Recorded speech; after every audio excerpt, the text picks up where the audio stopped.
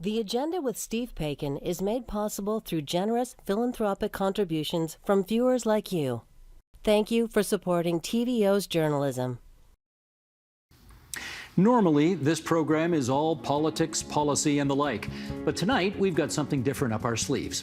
First, Ontario's own Savio Joseph, a 23-year-old magician with big plans and fast hands. This guy is simply amazing. Then, Nam Kiwanuka talks to award-winning illustrator and cartoonist Fiona Smyth about her works featured on the walls of the Art Gallery of Ontario and in the pages of the New York Times.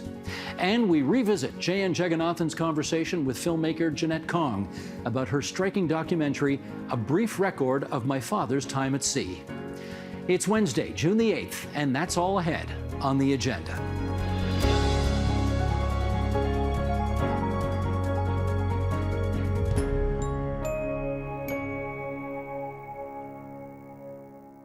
There's magic, and then there are magicians. The former is not actually a thing we'd likely talk about here, but the latter, those whose skill and hard work manage to entrance audiences to make them believe in magic, okay, that's fascinating. And when they are an up-and-coming homegrown talent, all the better. Magician Savio Joseph is just such a person, and he joins us now on how and why he chose magic over computer science. We will get to that in a second. Nice to have you here. Thank you for having me, Steve. You're a finalist on Canada's Got Talent. Yes, I was. How did that happen? Honestly, I'm wondering the same thing. How has that experience been? It was, honestly, Steve, was incredible. Like, from the beginning all the way to the end, it was just a crazy ride that I'm still kind of pinching myself to think, oh my goodness, did this really happen? Even from the first time I just saw, an ad saying, hey, look, Canada's Got Talent is coming back, you should apply. At that time I was like, okay, I'll apply when the time comes. I got my application in the night it was due. So, it was very, I wasn't sure where this was gonna go. So from that point to then becoming a finalist, it's like, it's all such a dream. I'm like, how did it happen? It was all fast. It was all a blur. But I'm so grateful for the opportunity because it was incredible. We're going to find out more about you and your life as we continue our conversation. But first of all, I'm guessing we should show people what it is that you actually do. Of course. Because what it is that you do, I don't get, which is what makes it fabulous, of course. Okay, Sheldon, let's go. Here we go. I have the Two of Hearts. What do you have? The Two of Hearts. It's like, what are the chances that a comic from Toronto would go on to sell out shows worldwide and become a household name in entertainment? They said it was impossible, but how you're here right now today. It's impossible. The Ten of Spades. That's impossible. It's like, what are the chances that I would be here today as a finalist on Canada's Got Talent? They said it was impossible, but today I'm here to tell you that it is possible. If you take a look, the 6, the 2, the Jack, the King, the 3, the 4, the 5, the Jack, the 8, the 5, Ace, the 2, the 3, the 10, all the way down to the 6. Every single card is a perfect match. I mean, I'm not even going to ask how you did it. I don't want to know how you did it. I'm going to be one of those people who don't want to know how you did it because I want to let the magic just... Do you prefer that? Honestly, yeah. I think the magic is the one thing we can hold on to, and I'd love to keep that mystery. But I mean, for some people, they want to know, and that was me. I got the bug when I was very young, and I really wanted to know how it was done. And unfortunately, I saw behind the scenes, but I want to bring that feeling of magic to as many people as I can.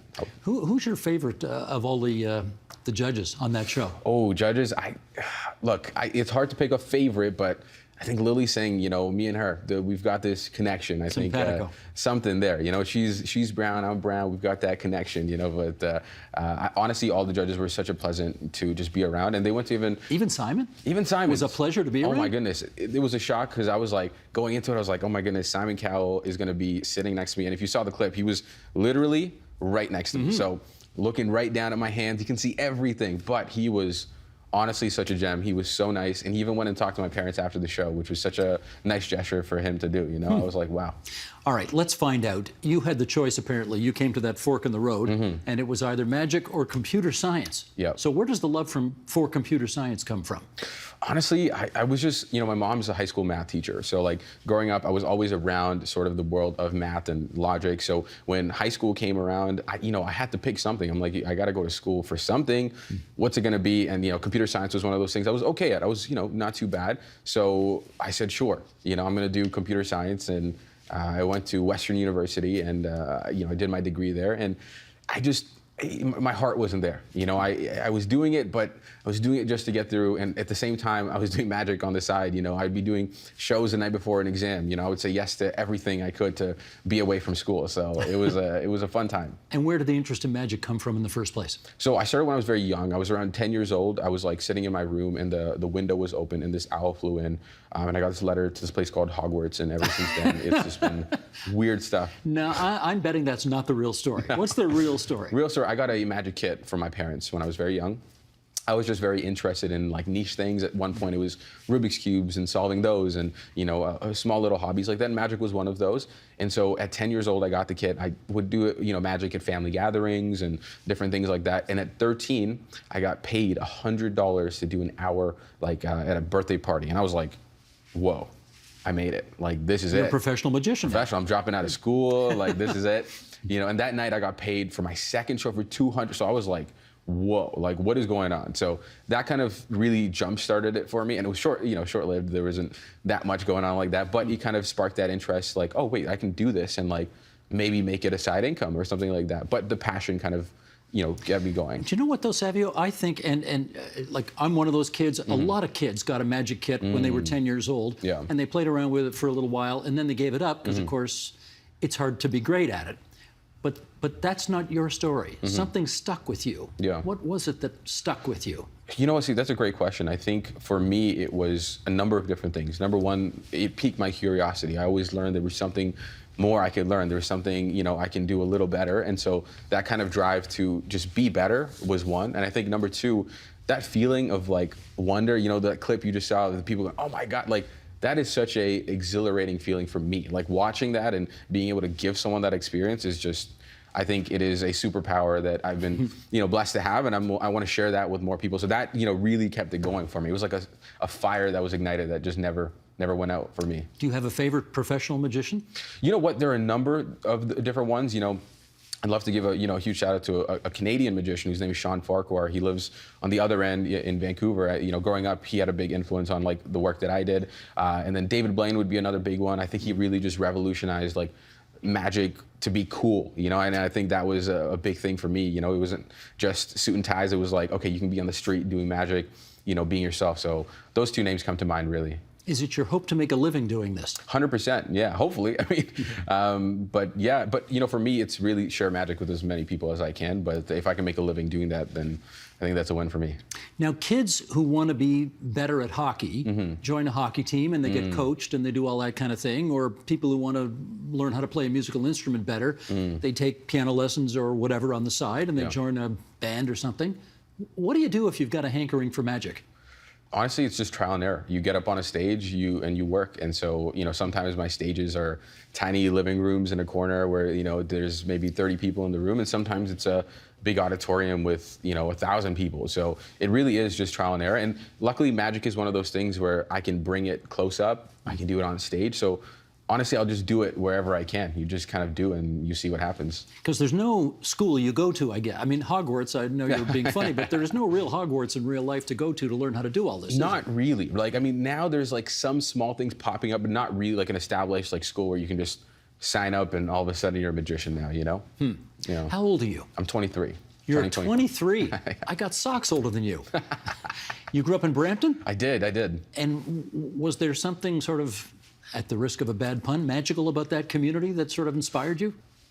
Brampton was always home for me, and like, regardless of what was in the environment, I think it made me the person I am, and I got nothing but love for Brampton, and I rep the city. There was never like magic in the community per se. It was more so just really interesting people you get to meet, and I think that was big. Diversity was huge. I grew up around people from different cultures, races, and that gave me a unique perspective to, I guess, the way I approach my work, and it helped me connect with people a lot better, for sure. As you developed this interest in magic and got good at it, I'd like to know how, either supportive or not, your family and friends were. So, in the beginning, I think, it was always it actually was, me sailing my own ship. And I think that's normal because when you first start, it's hard for people around you to really envision what this can be or what it is in its entirety. So There was a lot of just me in my bedroom, just kind of practicing on my own, not really performing or telling people about it because, I'm just in my little bubble. But I will say my parents and family have always been supportive. Like, they were the ones who would drive me to shows and, take me to the one magic store in all of Ontario that happens to be in Toronto. Like they would drive me there and things like that. So supportive in that nature. But as a career, my parents are immigrant parents. So that takes a little bit more time to warm up and, have that conversation. So yeah, definitely in the beginning, it was, my own boat that I was sailing. But I will say this, I think as I, kept going, it takes just one person comes in and then someone else sees that. And then now you got 2 people on your boat and then you got 3 and then you got 4 and 5. And then, now I can, say I got a big boat full of a lot of people who are supporting me in everything that I do. I'm so grateful for, all of them supporting me right now. And where are your folks from originally? So from India, they're from Kerala. And so we speak Malayalam. So that's where we're from. And of course, as you point out, being first-generation Canadian, they're very concerned that you get a normal job. For sure. And you can support yourself. Yes. So magic is not a normal job. Definitely not. So did you have a tough time convincing them that this could be the way forward for you? Oh, certainly. My parents and I have had many conversations about this. And at the end of the day, I know the conversations we have, they're speaking from a point of love. They want to make sure that their son can go on and, stand on his own 2 feet and be okay even when they're gone and no longer with us. So, I respect them for everything that they, say, but at the same time, I do got to fight for my rebellious nature of, I want to do this and I think I can. And I think Canada's Got Talent was a big testimony to that. And it came at the right time for me. Savio, did you bring a deck of cards with you by chance? I did. Yes, I did. Anything you want to... You want to see something? Well, I'm as curious as the next guy to see what you can do with it. Okay, we'll try something. Steve, I have a question for you. Do you have a favorite card? If someone was to say, Steve, you got to bet $1 million on this card, do you have a favorite card like that by any chance? I kind of do. Yeah? Okay. We're going to try something, actually. You know what? Hold on. We'll put the cards down for a second. Steve, think of this card for me right now. Think of the card that I'm thinking of? Okay, yeah. I'm thinking of it. Okay. I'm going to ask you a few questions. I just want you to say yes to all the questions, okay? I want you to think of the suit, okay? The suit of the card. Is it a club? Yes? Just say yes to all of them. Okay, yes. Is it a heart? Yes. Is it a spade? Yes. Is it a diamond? Yes. Interesting. You see, the way you said yes to spade and diamond makes me think it's not that. I'm kind of leaning... It's a heart, isn't it? You're thinking of a heart? Yes? Yes. Okay, interesting. Steve, just close your eyes for me. I'm going to write something down on this. I'm going to show the folks at home. I'm just going to show this camera over here. Steve, don't take a look just yet. Okay, keeping my eyes closed. Steve, I'm going to hand this to you. You can open your eyes now. It's on the table. You can open your eyes. Just for the first time, what is the card you were just thinking of right now? What is your lucky card? 6 of hearts. 6 of hearts. Interesting. Just before you turn that over, you didn't whisper this to me. You didn't write it down. You and I have not discussed this at all. Okay. Turn it over and show them what I wrote down. Yep. Take a look. Get the... It's weird. I don't get it either. I don't know. You don't get it? You just did it. What do you mean you don't get it? I don't get it. Strange. I lose sleep at night, really, just thinking about this. Now, I want to be true to my word from before and say I'm not going to ask you how you did that because it's better if it's magic and I don't know how you did it. But I'm dying to know how you did that. Well, but don't tell. I guess you shouldn't tell me. Well, I mean, I have to quote James Bond. He says, if I told you, I'd have to kill you. Right? Yeah, I'm sure. That's a crazy, crazy trick, though, because I'm sure there's something kind of very simple and basic about it. Mm-hmm, mm-hmm. I mean, you. Oh, wow. Thank you. That's good, man. That is really good. Thank you. When you did that trick for the first time, for a parent, have you got siblings? Yeah, I do. I have a younger brother. Okay. We got one engineer. So when you did that trick for the first time, what reaction did you get?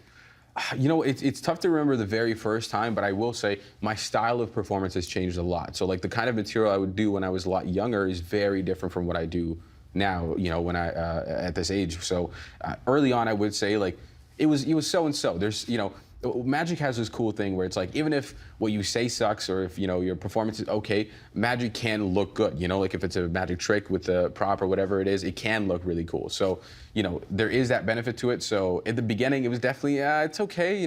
Parents are like, okay, maybe practice a little bit more and then, we'll see where this can go. I actually have footage of me very young doing tricks with my brother behind the camera and us just filming, having fun. And I look back and I'm like, oh my goodness, thank God I've progressed a lot from that time, You know what, Savio? Yeah. I didn't hear a word you just said for the last 40 seconds because I am still obsessing on how you did this trick.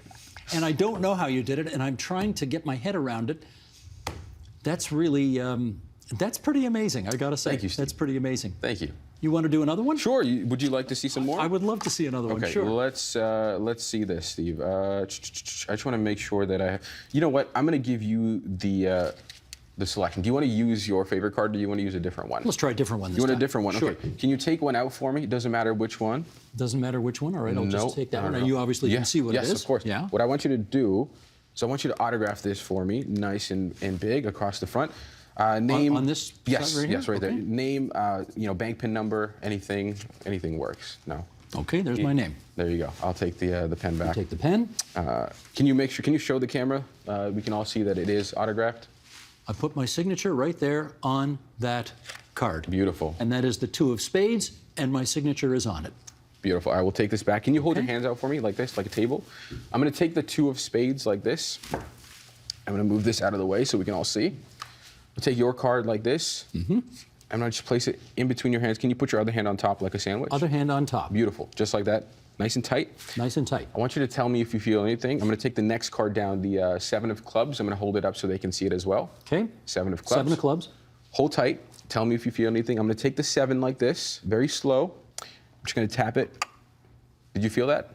I felt you tap the top of my hand. It's very quick because I can actually get to Oh, get the... You know what I want to say for the rest of that sentence, right? Wait, so if I have the 2 with your... So what the hell am I holding? I don't know. Let's take a look. You have got to be kidding me.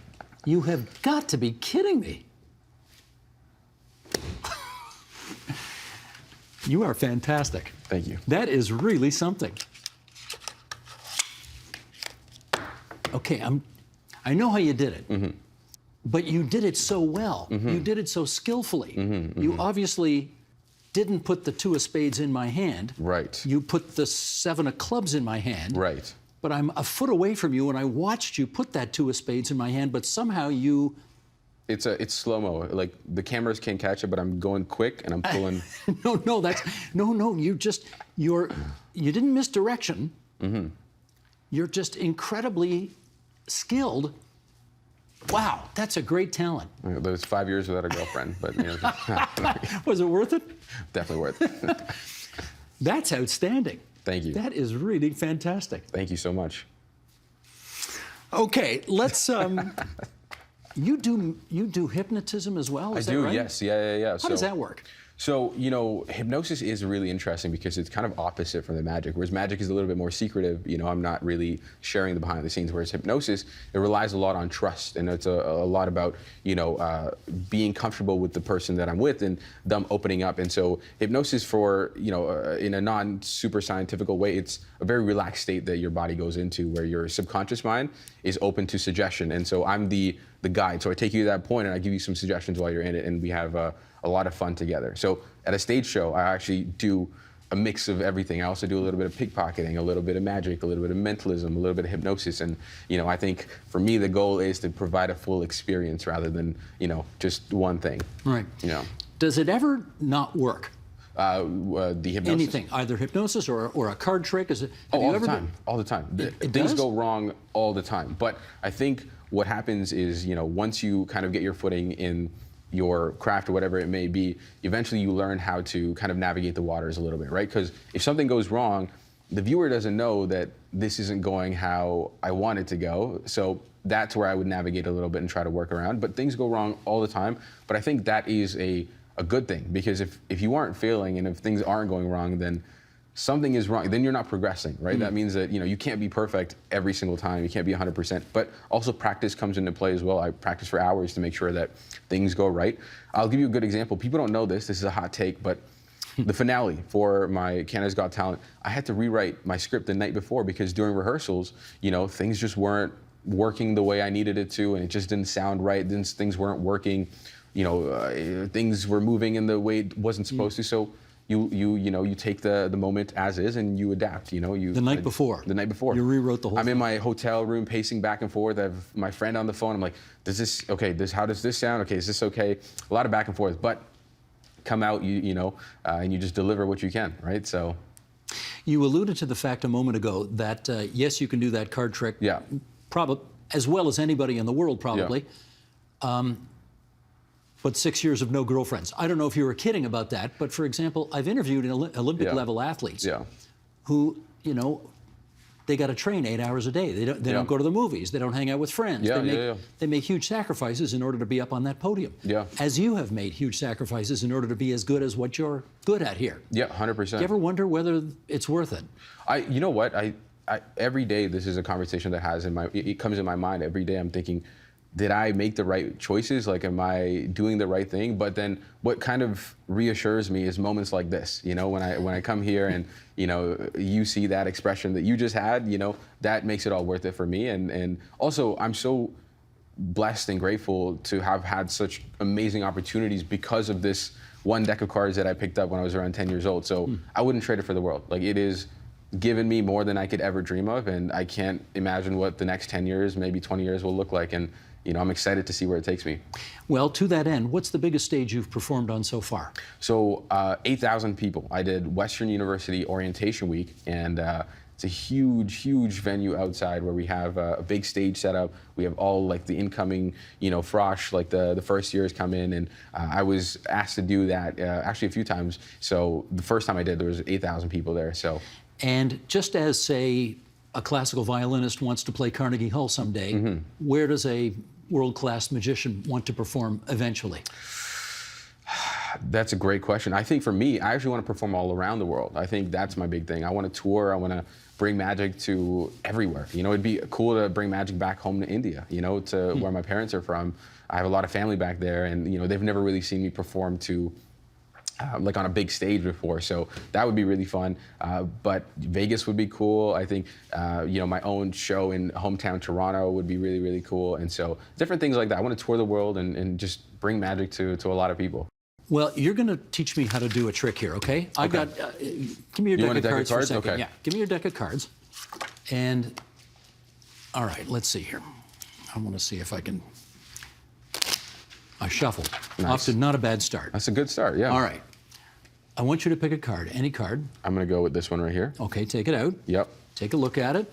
Got it. You got it? Yep. Okay. Now I'm going to ask you to put it in the middle of the deck, right there. Done. Okay? Done. Yep. So, let's see here. I want to see if I can find your card. I did not see your card, right? No, not at all. All right, let me see if I can find it. Could you blow on this deck for me, please? Okay, hopefully that'll make it work. All right, let's see if this works. Wow. Was that your card? It was my card. Wow.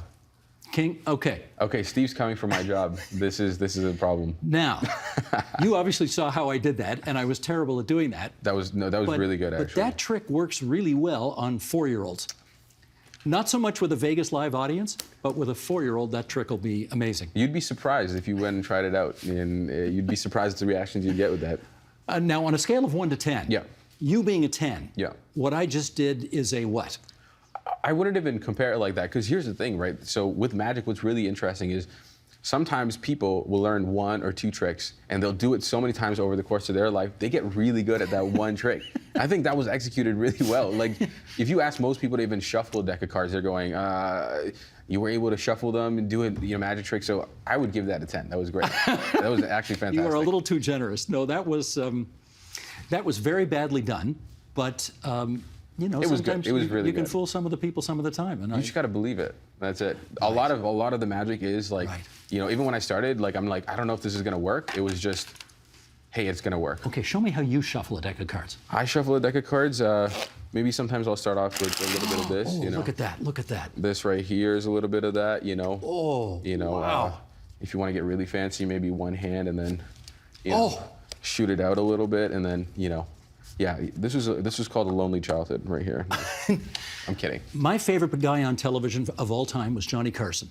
Johnny Carson. Incredible. You've heard of Johnny? Of course. Oh, Yeah. all right. Now, Johnny, before he got a talk show, was a magician. He I knew used this, to yes. love to do magic tricks. Yeah. And whenever he had a magician come on The Tonight Show, and they could do something like that, you could see in Johnny's eyes just light up. Yeah. Because he so respected that talent. Yeah, Johnny's well known in the magic industry because he was a big fan of magic, he used to bring on a ton of magic acts because he loved seeing it, as much as the audience. So, yeah, Johnny was great. Savio, I wish you all the luck in the world. It's been just a joy having you here in this studio. Thank you so much. And you are good, You are really good. Keep going. Thank you. Yeah. To the moons. Right on, right on. Thank you.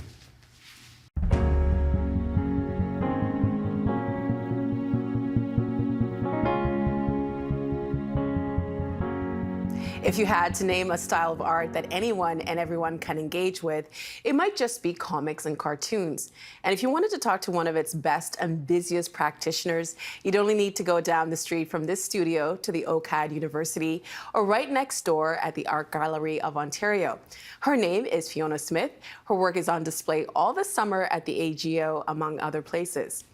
The most recent book she illustrated for those hitting puberty, called, Sex, got rave reviews in the New York Times. And we're pleased it all brings Fiona Smyth to our studio. Hi. Hi.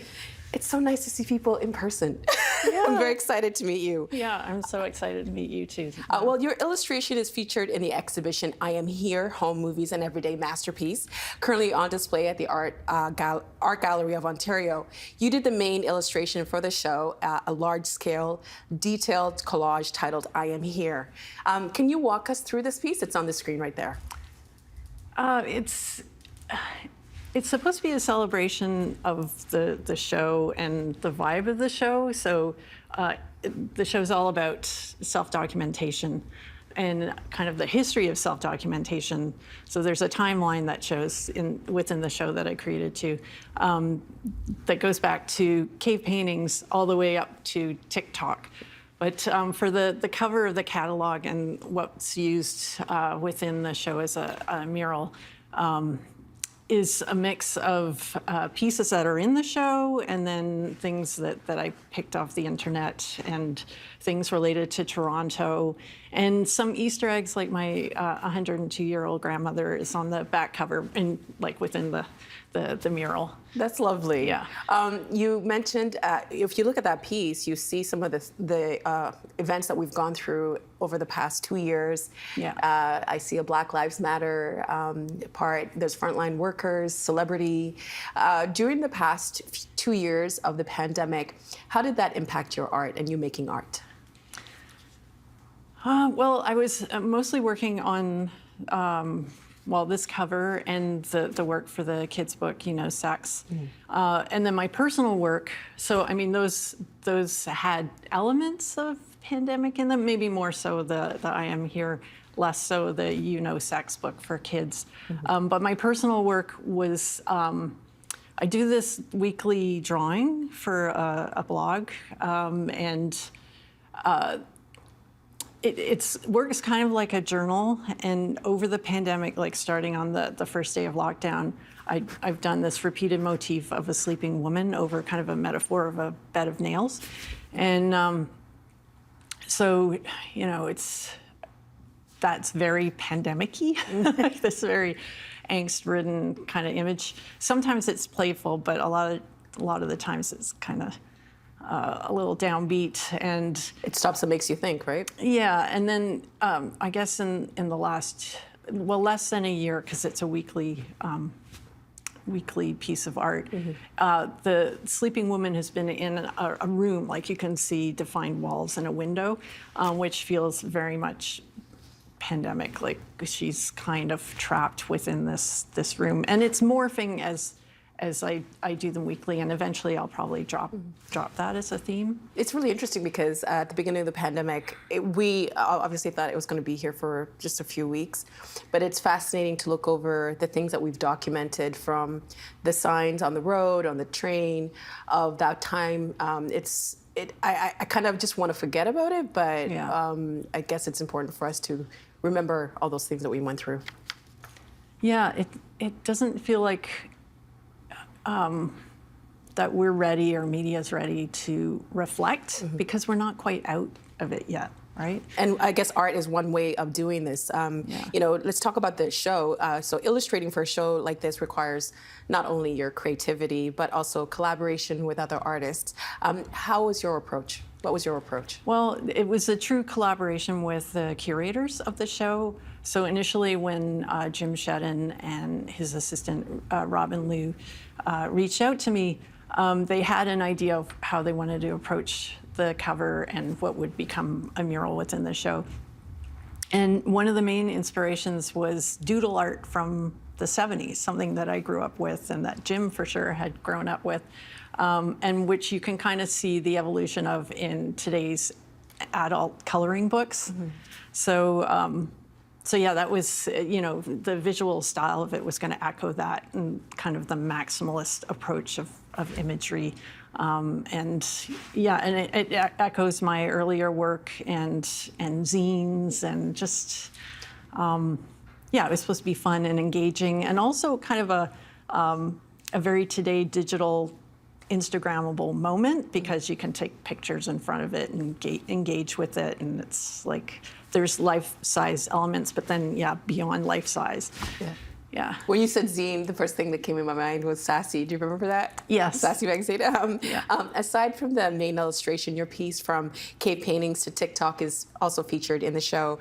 It's a comic timeline that documents the key moments throughout history in which new forms of media and technology emerged. What's the inspiration behind this piece?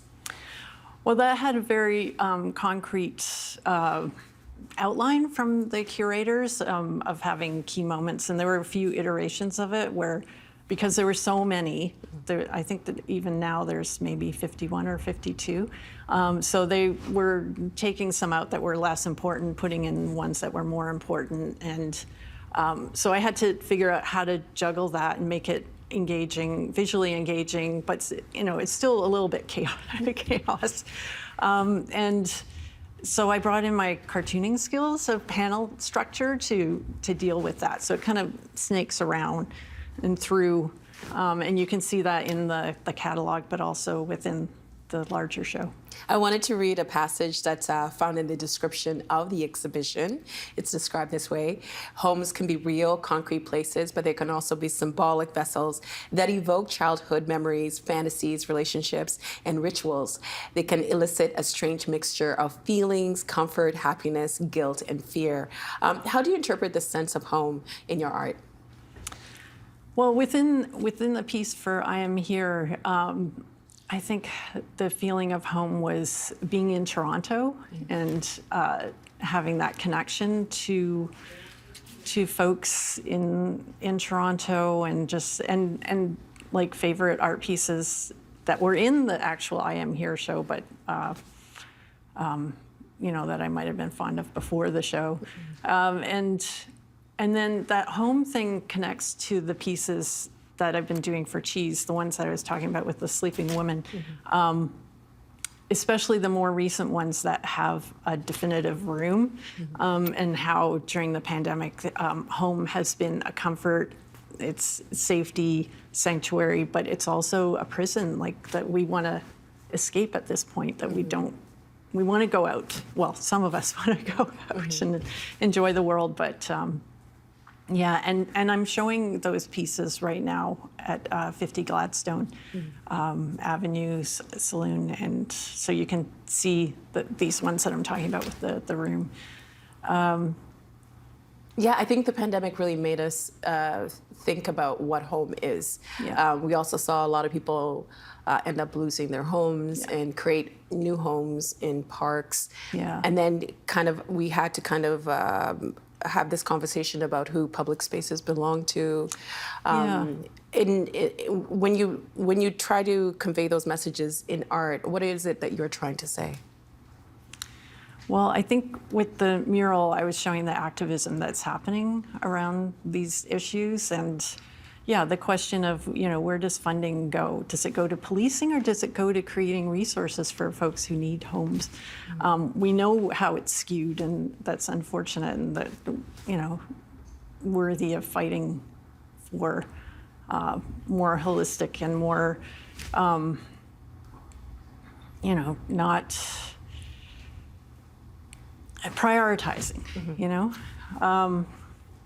So within my work, I guess, especially with the kids' book, with Corey Silverberg, the series of kids' books with sex educator Corey Silverberg, social justice is part of the art, part of our mandate of creating the work. So that's, becomes part of my art. And then through my personal work, like more close to the cheese drawings for the blog, it's about feminism. But feminism, which is a tricky word, and I understand why it's difficult for some folks. It's like there's been a few versions of feminism over the years, and I think a feminist is a true feminist is about fighting for human rights, and. Well, it's interesting that you brought up the word feminism, because I think it's become one of those words that can be very politicized. Yeah. You identify as a feminist painter, illustrator, and cartoonist. Why is that important? I think it's important to embrace the word and destigmatize it, and to show what it means through my art, which is about empowering women and women-identified folks. You occupy a space where there are not very many women, and this the book that you were talking about, Sex, because I think art for a long time has kind of, maybe some groups don't belong in the art world, or some people might feel as if I don't belong in that world, or that world's not made for me. And maybe people in the art world saying that person doesn't belong in the art world. Yeah. Have art galleries always been a welcoming space for cartoons and comics? No, there's been this big divide of highbrow and lowbrow, which has been blurred a lot over more recent years. And every few months, it feels like there's an article about how comics aren't just for kids anymore. And there's been headway in crossing that divide of what is art and who are artists, and the same with cartoonists, right? So going back to the history of cartooning in Toronto, what it looked like when I was an emerging cartoonist / artist to today. Today is completely different. How has it changed? Because you've been in this industry since the late 1980s. Yeah. How has it changed? It's changed by who's making the comics and whose stories are being told. So back then, it was a very white boy kind of scene. There were very few women artists, cartoonists. There were some. And even Black artists, BIPOC artists, queer artists, there were less. It's not to say that there weren't folks who were making work, but the ones that were being noted and celebrated within the scene or in media might have been more overlooked. And today that's completely changed. And you can see it from going to TCAF, the Toronto Comics Art Festival, and seeing the cartoonists from around the world and publishers from around the world who are celebrated there, and it's exciting times for comics. It is. It's like you mentioned, because right now with TikTok, social media, it feels like as if it's kind of democratized the art world. It's kind of challenged it and pushed it, and we're having these conversations about what is art, who gets to decide what is art. When you look back when you were doing this, and you were one of very few other bracket, how did you manage to take up space back then? My work was very, very sexy and very loud, very in your face. I was doing murals. That's what I was recognized for as I left OCAD, or OCA at the time. And so I took up space by being super prolific and getting my work out there and painting in clubs. And you can still see vestiges of that in the dance cave upstairs in Lee's Palace, and the corner signage of Sneaky D's, which looks terrible now, but it was fluorescent at one point. Yeah, I was making this very sexual work from the perspective of a young woman artist, and being criticized for being a misogynist. It's like, what? How did you receive that? A few times along the way, because I was doing images of sexualized women, and it didn't stop me. And also I was doing a lot of stuff that critiqued the Catholic Church, or was like a way of exercising it, because I was raised Catholic. So I was doing like these babes on the cross, and just like, controversial kind of imagery. And Imagine if you did that now. yeah. Probably not received the same way, right? Yeah, but I mean, the church needs to be so criticized, and maybe it would be more timely now. Well, we see what happened to Sinead O'Connor. Yeah. You were inducted into the Doug Wright Awards Giants of the North Canadian Cartoonist Hall of Fame in 2019. What did that recognition mean to you? Well, I was honored to be inducted alongside the Inuit artist Aluktuk Ipele. And it meant recognition of what I'd done over these many years. Because for a time I felt like maybe I left comics behind and pursued art. I mean, they were happening at the same time, and my personal art is very cartoony and very graphic. But yeah, to be celebrated by my peers, and it was a big moment. For sure. We talked a little bit at the beginning about cheese. We wanted to show a piece from that collection. It's also, as you mentioned, being exhibited online and in person at 50 Gladstone Avenue Saloon in Toronto. Can you talk us through this piece? Yeah, so this is that sleeping woman that I refer to, who I call the somnambulist.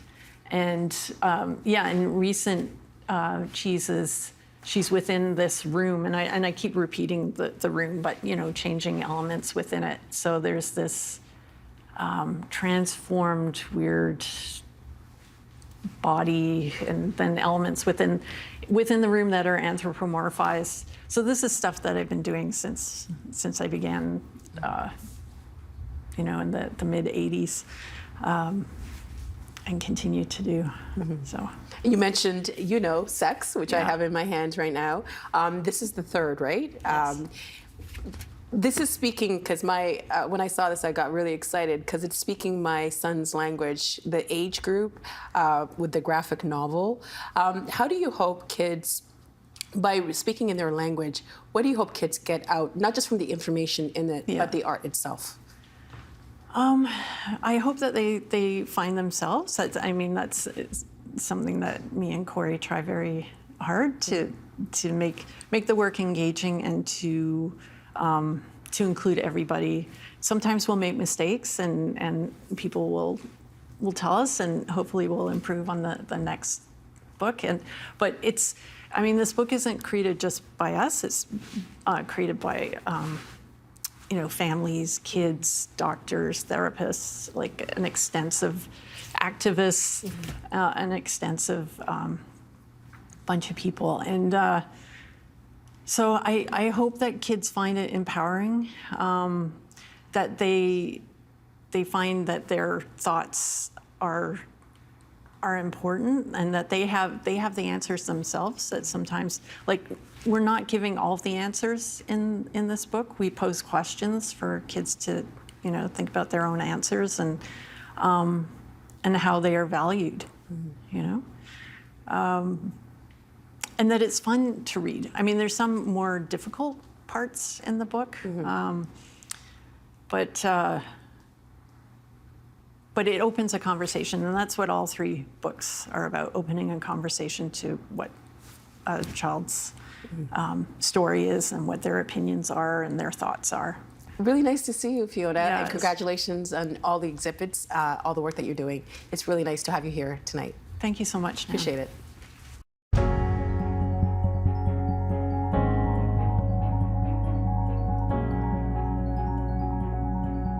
It can be hard to think of your parents as having ever been anything else. But as filmmaker Jeanette Kong discovered in having her father's diaries translated, they were people with big dreams and complex lives too. She uncovered the story of why he immigrated not once, but twice and came to understand the Chinese-Jamaican experience in Canada, no less. It's all in her new film, A Brief Record of My Father's Time at Sea, and it brings Jeanette Kong back to TVO from the provincial capital tonight. Welcome to the program. Thanks so much, Jan. All right, so you've made 4 films on the Chinese-Jamaican experience, but this one was a bit more personal. What inspired you to make it? Well, I discovered this journal and I didn't know what it was, and my dad didn't explain what it was to me, but he kept it by his bedside table for many years. And then when he died at the age of 80, I took it and placed it beside my bedside table, where it stayed for a long time. And then in about 2013, 2014, I had a good friend, an elderly gentleman, Mr. Basil Lee, translate it for me. And I was just so awestruck by his, just the detail of the diary and what it was. Because I couldn't understand Chinese. I couldn't read it. So it was really, just a surprise to find out what it was. Now, this film took quite a while to put together with all the research that it took place. But in your story in the film, you actually moved to China, and that played a little part in terms of telling the story. What led you to do that? Well, I went to China with my parents in 1996, and that was very eye-opening for me. I'd always heard about relatives, and then to finally meet them, I felt a connection. But and that was a long, long time ago. And then I did a film called Finding Samuel Lowe and reconnected with my family there.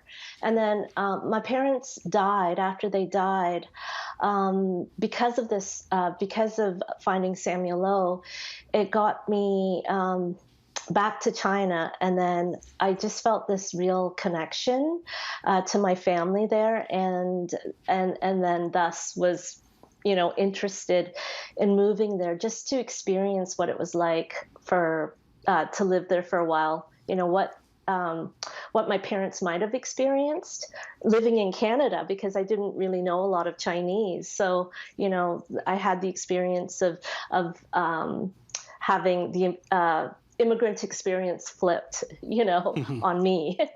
So let's talk about your father, Keith Kong. In 1949, he makes the decision to leave his hometown of Shenzhen in Guangdong province for Jamaica. Tell us about that. Well, my dad was actually born in Jamaica and then left when he was very young. He was only 3 years old. My grandfather was in Jamaica and took the family back. And so my dad grew up in China, but, during that time in 1949, life was very hard in China. And some of the relatives in Jamaica needed workers to work in their stores. So my dad had this opportunity, and being the eldest son, wanted to help his family in China so he could send remittances back, and that would help the family. Now, so that's why he left. In your journey through this documentary, you got to see sort of your father's skill at writing. Did you know that he could write like that? They were quite beautiful passages. No, not at all. It was really, it was very eye-opening to have this glimpse into his interior life. My dad wrote letters, and he always read the newspaper, but no inkling that his writing was as eloquent as it was. So it was a surprise, I have to say. Now, I want to show a clip from the documentary. This is from an early entry in his journal. And that journal, of course, documents his journey from China all the way to the United States. Let's have a look at that clip. 為了生活的逼迫和未來的幸福促成，而不能不討痛心离别了年老的父亲，年幼的弟妹，離別了故鄉的一切，煙霞重遊，而漂流海外。強人出國，嘅是我那多愁善感的心情，破碎萬片。Now, those are quite personal passages, and of course, this was a journal that was stashed away in a suitcase, kept on his bedside table for quite a long time. What was it like to learn of your father's hopes and anxieties at that stage in life? It was a surprise because, usually I think for a lot of children of immigrant parents, there's usually a bit of a communication gap. I don't know fluent Hakka, and so we didn't talk about dreams and hopes and wishes. So it was really great to. It was very touching and meaningful to know that my dad had, these wishes and also sort of the connection that he had to his family. Oftentimes, sometimes families can lose touch with each other. So I think it was very lucky. He had a real sense of duty. I would say my dad was very dutiful. You had mentioned Hakka and in reference to Hakka Chinese. For our viewers who aren't familiar, can you explain sort of Hakka Chinese and sort of its reference there? Sure. So we're part of the Han majority in China, the Hakka people, but we have a distinct dialect and distinct culture and foods that we eat. And another thing about the Hakka is that they've traveled around the world. So you will find Hakka Chinese people in many, many different countries, from, Jamaica, Suriname, India, Malaysia. They're found in all corners of the world, the Hakka people. Well, and it actually means guest people. Guest. When you do a translation. Guest people. I should spell it out. Hakka. Speaking of travel, let's talk about your father. After 25 years in Jamaica, he made the decision to migrate again, this time to Canada. There was a lot going on in Jamaica at the time. Can you take us back a little bit about that and what the decision was behind that? Sure.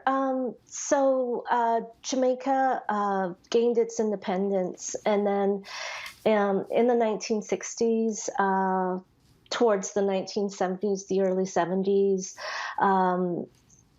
it became sort of unstable politically, and so there was a lot of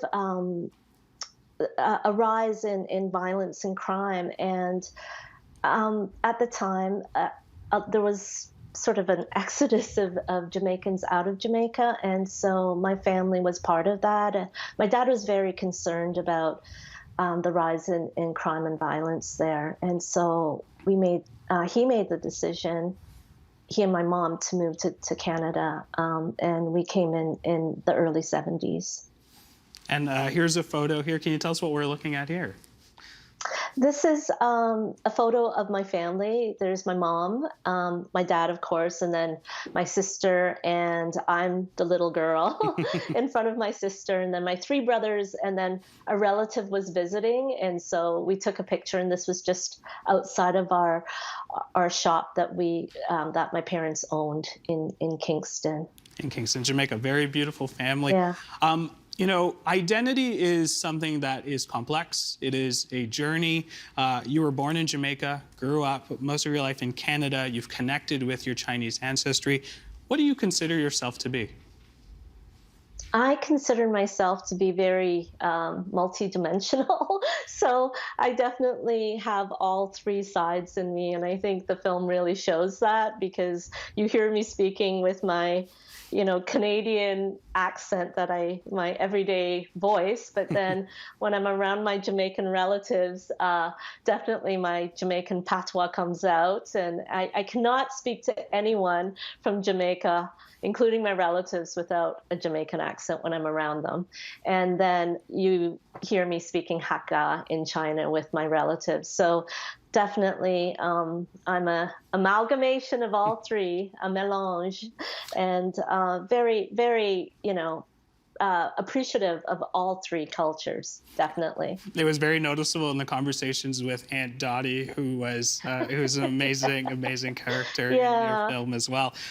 You had mentioned, your father. He has since passed, and he wasn't able to see this film.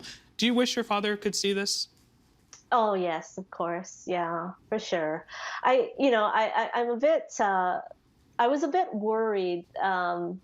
Thinking that he might not approve because he was such a private person, and but I think that our family is really a case history for how the Chinese got to Jamaica. My dad was, a lot of men went from China to Jamaica from the 1800s all the way up to the 1970s. So my family really is this case history. And so that's why I wanted to share it. And then, like a lot of Jamaicans, we moved to Canada. And so it's documenting a history of a community that is normally not, you don't know the history. So yeah, so I'm really happy. And I think he would have been very pleased to have it on TVO because he was very, very proud of the fact that I worked at TVO. That's great to know. And it was a very, very touching story and a personal one. So thank you so much, Jeanette Kong, for sharing that story. And thank you for joining us on the program tonight. Thank you, Gian. Take care.